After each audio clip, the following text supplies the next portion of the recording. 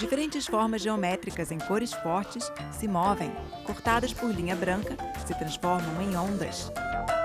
Programa especial em branco, no fundo vinho, acima e abaixo do nome, ondas coloridas. Olá, está começando o programa especial. Hoje, em homenagem ao mês das crianças, vamos conhecer Luísa, de 4 anos, fã de atividades físicas e que ama praticar ecoterapia. Essa reportagem e muito mais você confere aqui no programa especial.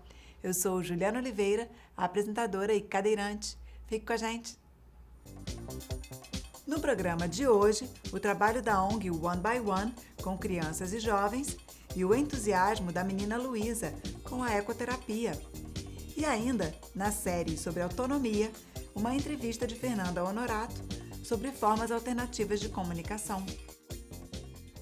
A ecoterapia ajudou Luísa a explorar novos ambientes e situações.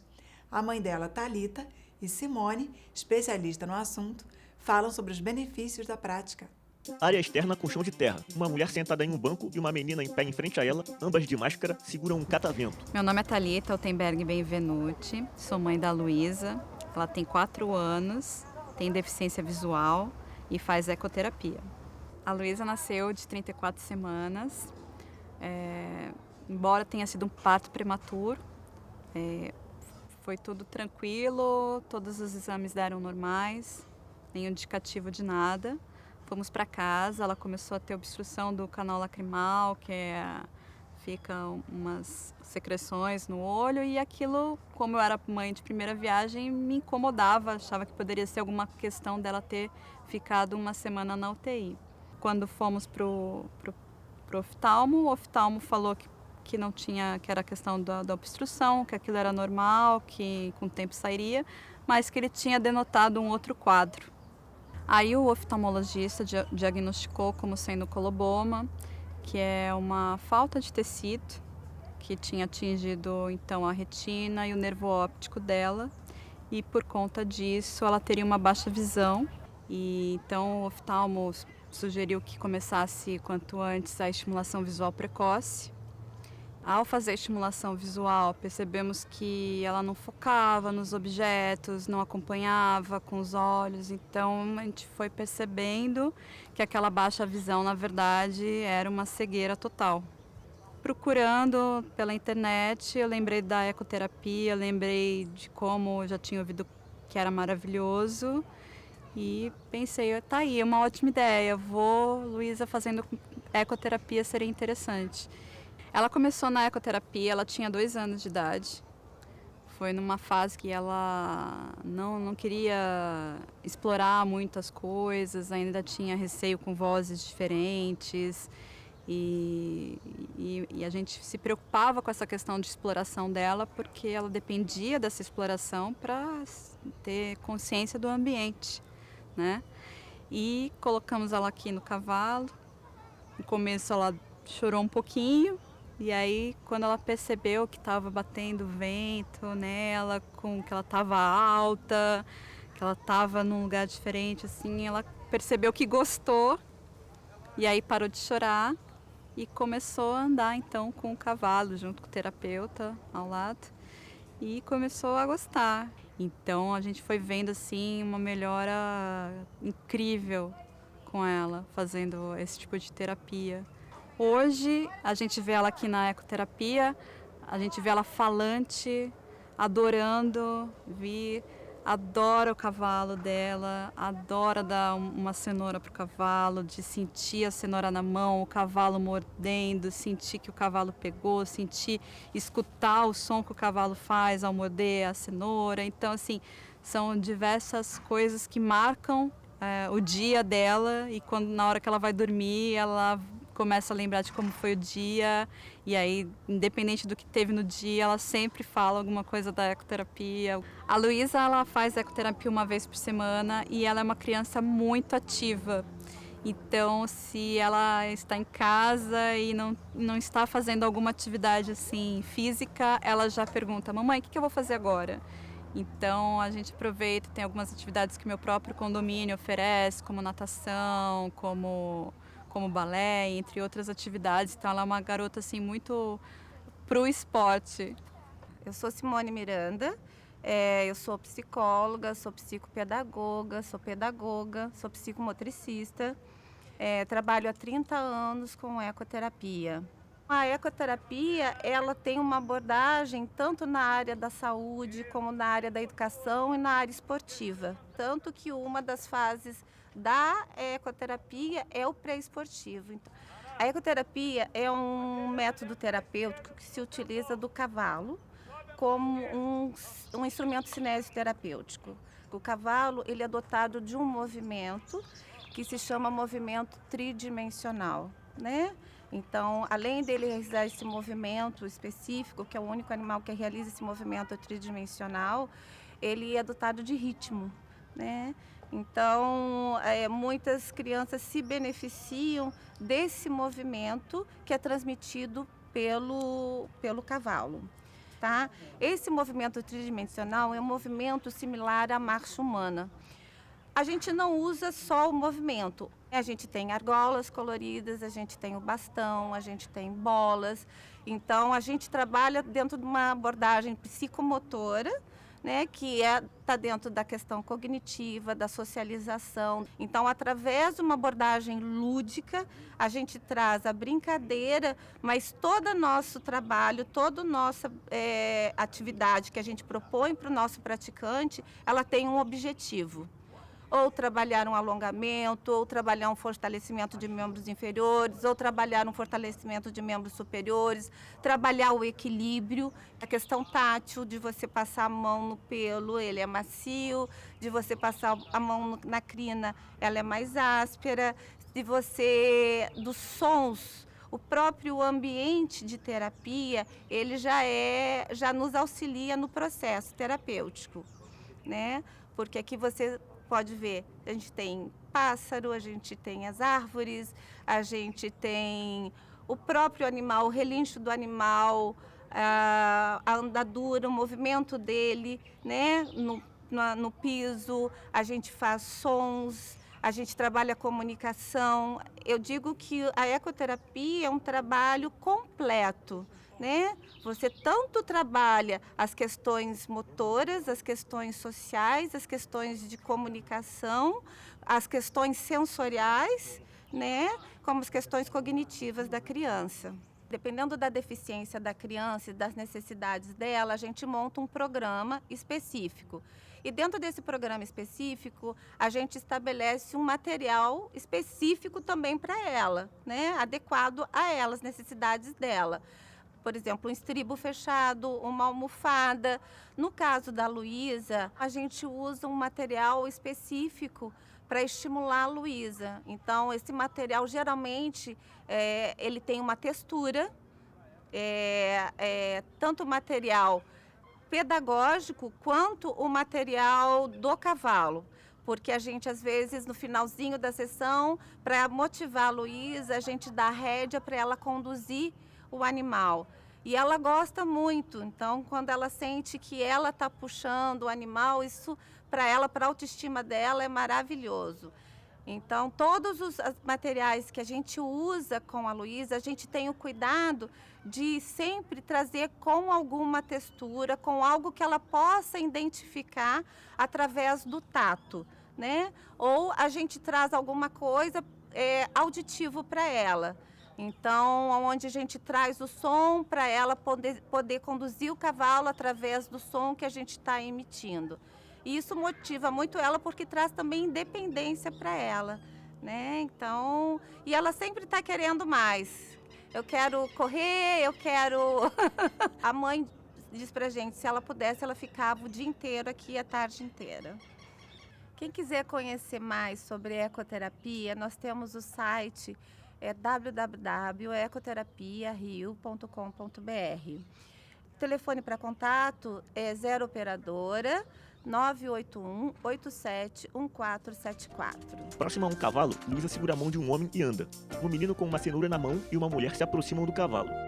Na série sobre autonomia, Fernanda Honorato conversa com Fernanda Aimé sobre formas alternativas de comunicação para pessoas com deficiências que impactam a fala. Olá, pessoal. Sou Fernanda Honorato. Sou repórter do programa especial e tenho a síndrome de Down. E na nossa série, falando em autonomia, vou conversar com a minha xará, a Fernanda, que é mestra para diversidade e inclusão. Oi, Fê, tudo bem? Por que você escolheu esse caminho?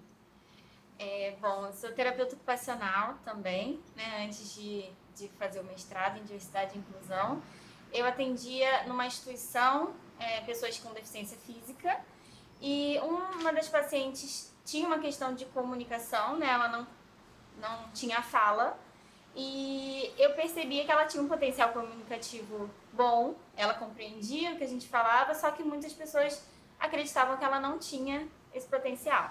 E aí eu resolvi começar a estudar mais sobre isso e descobri o mestrado lá da UF, me inscrevi e comecei a estudar sobre a comunicação alternativa. Como é que você percebeu que ela tinha esse potencial? Eu percebia o contato dela com a mãe, né, a comunicação que ela tinha com a mãe sempre entendia o que ela queria dizer, se ela queria ir embora, se ela estava com sede, alguma coisa nesse sentido. E eu percebi que tinha essa comunicação, só que era muito restrita e muito pequena, assim, era um repertório muito pequeno que ela tinha comunicativo. Então, por exemplo, às vezes eu perguntava se ela queria fazer alguma coisa, ela fazia um sinal, fazia um barulho, que não é o sim e não que a gente conhece, né? Por exemplo, o sim e o não com a cabeça.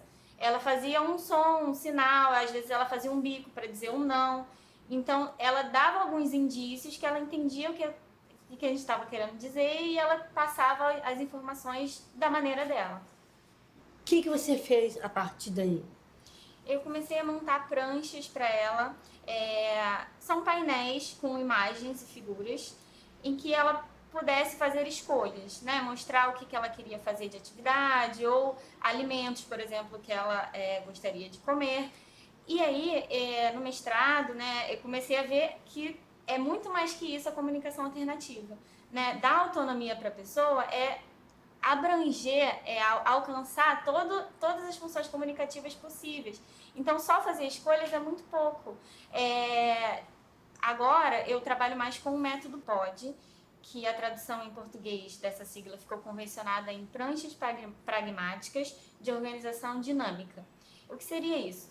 É um sistema de comunicação robusto que abrange várias funções comunicativas e ele é organizado em pranchas que são agrupadas em um livro que a gente pode utilizar tanto na baixa tecnologia, que são livros mesmo impressos, quanto em alta tecnologia, que aí já utilizam softwares e hardwares específicos para comunicação alternativa, em que a criança pode tanto apontar ou contar com um parceiro comunicativo, que seria o familiar ou um terapeuta, para fazer esse rastreamento para ele, ou então esse equipamento de alta tecnologia que também pode ser apontado ou com um rastreio visual, por exemplo, né, que é o mouse ocular, que a criança olha e aí a prancha vai abrindo conforme ele vai olhando para cada ícone.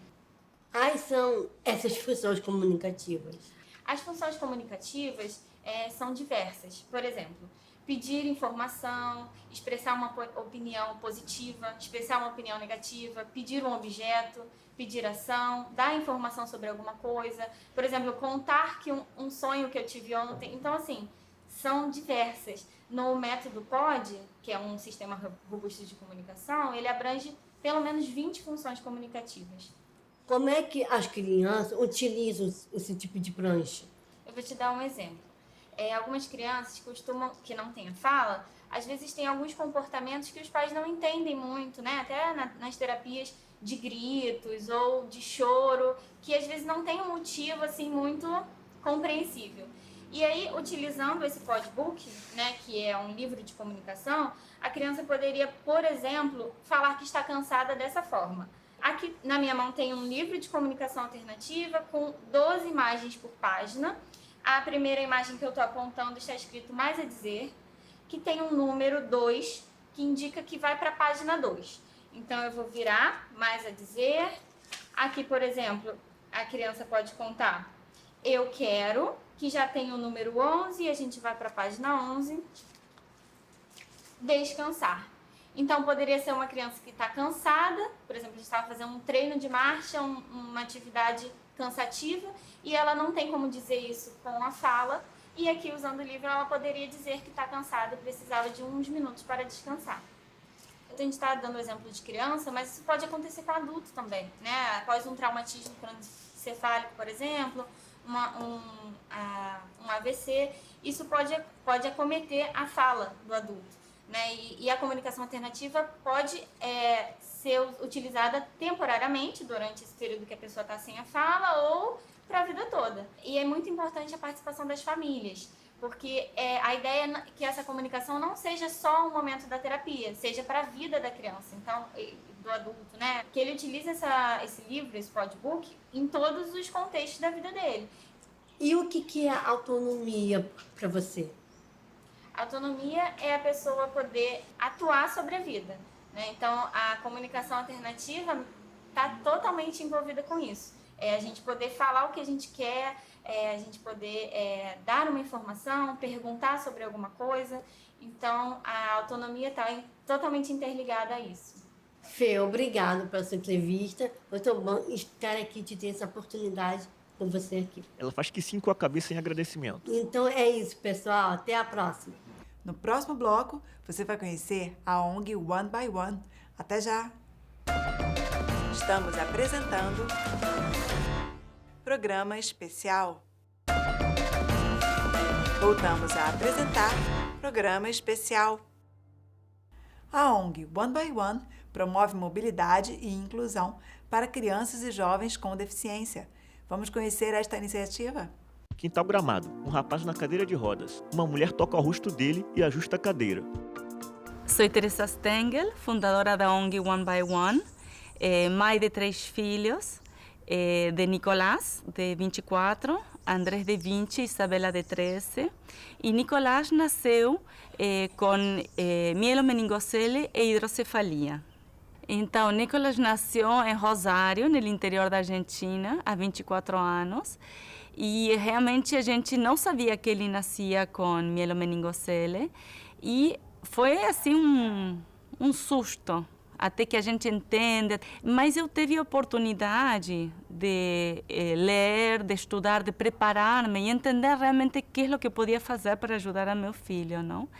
Quando o Nicolás tinha 1 ano, o pai dele recebeu uma proposta para vir a morar no Brasil. A gente morou 1 ano no Rio de Janeiro, 6 anos em São Paulo e voltamos para Rio. E em todos esses primeiros 7 anos de vida, eu sempre sentia, eu estudava, eu me aprimorava, eu leia e eu sentia a necessidade de dividir com outras pessoas, outras mães, que não tinham tanta possibilidade, tanto conhecimento, não? Voltamos para Rio de Janeiro, falei, é aqui que eu vou fazer o que eu tanto quero fazer, que é trabalhar com mães com filhos especiais e tentar conseguir que essas crianças também tenham todo o estímulo, todo o conhecimento que eu consegui ter através do estudo, não? Então, há 16 anos, quando eu já aqui no Rio de Janeiro, eu decidi formalizar esse desejo e fundamos a De Um em Um, que como eu tinha muitas amigas estrangeiras, o nome ficou One by One, mas a ideia, o conceito é ajudar a uma criança por vez a conseguir sua cadeira. Hoje ajudamos a muitas mais por vez, mas a ideia no começo era ajudar a uma mãe, a uma criança, até que se encaminassem e ir ajudar a outra criança. Assim que começou a história. A ideia de One by One começou para dar mobilidade às crianças especiais, porque as crianças sem cadeira de rodas são crianças que não saem de casa, que passam a vida deitadas em um sofá ou em uma cama. E se a criança está em casa, a mãe fica presa em casa. Se é pequeno, a mãe consegue carregar, ou usar um carrinho de bebê. Mas à medida que passa o tempo, a mãe começa a ficar presa em casa e os irmãos ficam presos em casa. Então, a cadeira de roda não é só para a criança. Uma cadeira de roda abre um leque de possibilidades, uma vida social para a família toda, não? Para ir à escola se precisa uma cadeira de rodas, para ir a um parquinho, para participar da igreja aos domingos, enfim, para ter uma vida, um aniversário, se precisa ter mobilidade.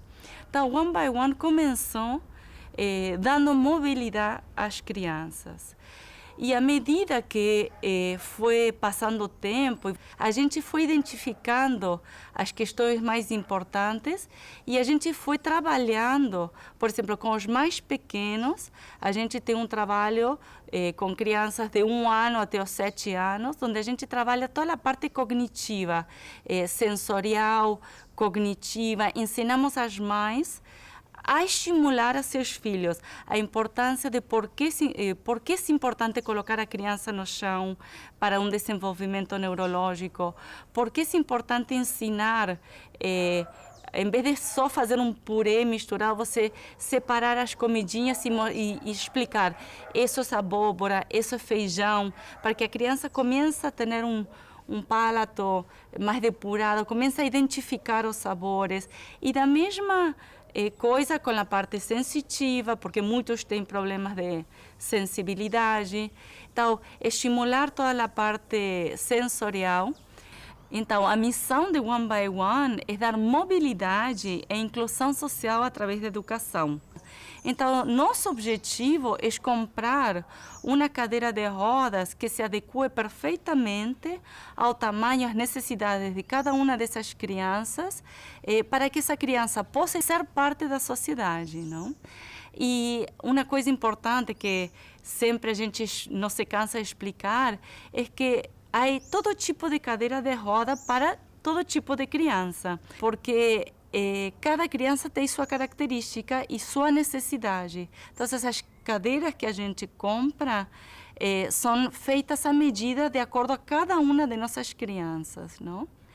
E à medida que as crianças vão crescendo, a gente, cada 2 ou 3 anos, eles entregam essa cadeira usada e a gente compra uma cadeira nova para essas crianças.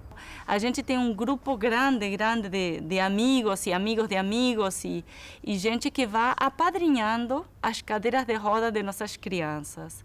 Bem, e por quê? Porque temos crianças que estão com nós há 16 anos, então são crianças que talvez já vão por a 3ª ou 4ª cadeira, porque à medida que a criança cresce, precisam trocar de cadeira. Nosso estatuto fala que nós atendemos crianças de 0 a 18 anos. Então, obviamente, nosso foco sempre são as crianças até 18 anos. E depois, que se eles já estão dentro da ONG, eles continuam sendo assistidos pela ONG, não? Dentro da ONG temos vários projetos. Temos o projeto com os mais pequenos, que é um projeto que são crianças de meses até os 7 anos. Depois temos, à medida que as crianças vão crescendo, vamos estimulando toda a parte cognitiva, a parte de alfabetização. E, à medida que as crianças crescem, aos 12, 13, 14 anos, a gente começa a preparar eles com ferramentas de tecnologia para preparar-se para o mercado de trabalho. Junto com todas essas ferramentas, a gente tem cursos de apoio de inglês, de matemática, de português, e sempre de forma lúdica e de forma... nesse momento, eles estão desenvolvendo como construir e como se construi, como se faz um aplicativo para celular, não? Então, são coisas e temas que chamam muito a atenção dos jovens, que eles são muito antenados, que eles estão muito conectados e que, de uma forma lúdica, a gente consegue trabalhar desde história, matemática, português, a gente consegue trabalhar um monte de temas relacionados com isso. Menino em frente ao retângulo branco na horizontal, com uma fileira de letras e números em relevo. Com a baqueta ele aponta. A ONG atende 100 famílias mensalmente em todos os nossos grupos, tanto nos grupos dos mais pequenos, da alfabetização, de educação exponencial, de estimulação e arte, e 30 mais dessas crianças estão em nossos grupos de empreendedorismo digital. quem quiser conhecer mais de nossa história, conhecer as crianças, é só acessar a nosso site, que é www.onebyone.org.br. Deitados na grama em círculo, Tereza e as crianças. No meio, logo da ONG One by One. Desenhos de 2 ursos em cadeiras de rodas segurando um coração. E aí, gostou do programa de hoje? Então deixe uma mensagem nas nossas redes sociais. Estamos no Facebook e no Instagram. E se você quiser acessar episódios anteriores, estamos também no TV Brasil Play. Um grande beijo, até semana que vem. Tchau!